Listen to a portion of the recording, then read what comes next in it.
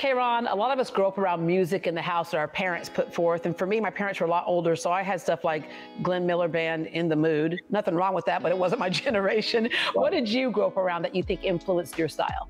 I grew up around influences like Stevie Wonder. I grew up on Jodeci. I grew up on Static Major. I grew up on Mint Condition. Like Stokely is like a huge influence as far as that's concerned, as far as orchestrating like band. And yeah, you got good stuff. In the DMV, we have a lot of go-go bands, so that's what we into. Yeah.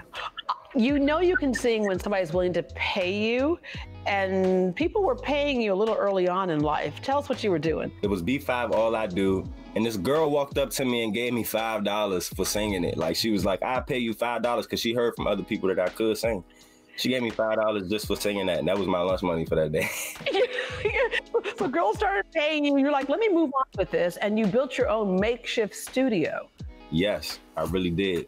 I had help from my god brother, his name Dizzy, and he helped me put together a studio. I had the Logitech headset. I was just talking to my bro about that too, how he had the Logitech headset and the troubles that we had with that before we moved on to stuff like, you know, the Slate Digital and stuff like that. So there's a point where you're doing it because it's fun or it's something you can do, and then there's the thought, can I make a living with this? What told you that, you know what, you can't make a living at this?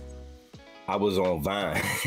Vine was like a platform for us all to like show our talents and gifts.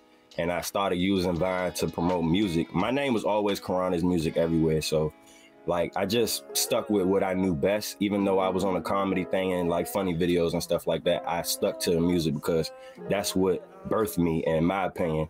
So, yeah. That's what's kind of neat about today, though. There's another avenue. Before, it's like a record company had to look at you, and then you had to depend on them to get anything out there. But today, like you trend on, you know, Twitter, YouTube, wherever it is that you're putting stuff out, you trend on that, which is what got the attention of record labels. Yes, because I was on SoundCloud at first, and I had about maybe 600. Me and my bro had our SoundCloud together, and then like I took the music like a little bit more, you know.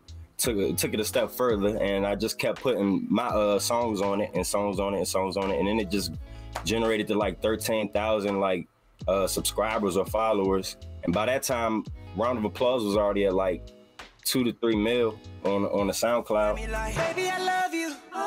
You the only one to hold it down. You the only one to understand. You the only one that's been around. What is that like to see that you're getting millions of people who love what you do? And tell us about A Round of Applause. Round of Applause, it was a dope song. Like, I heard the beat and I started writing to it. I did the song immediately with the setup that I was telling you about previously.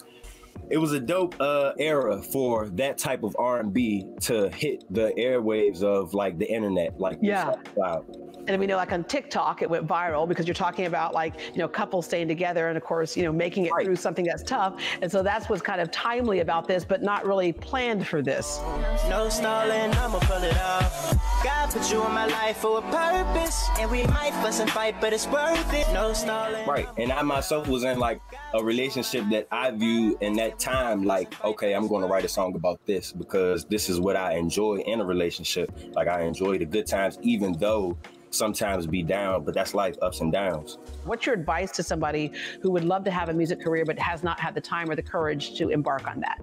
Everywhere that I go, when I was on the HBCU tour and we were going across the East Coast region of the country, I would get asked that question a lot. And I would be telling people, you got to be like water, because if you, the only thing that can pierce water through a rock is either pressure or consistency. You know, a river builds itself upon the water's consistency. And, you know, with pressure, with water pressure, you know, it'll split the rock in half. So you either got to be consistent or you got to apply a lot of pressure in order to come up in any type of establishment or anything that you want to manifest in life. Kayron, thank you very much for joining us. And I just have to give you a round of applause. We can't have a live studio audience right now, so here, we'll be our own live studio audience. Okay, Kayron, everybody. Thank you. It was a pleasure.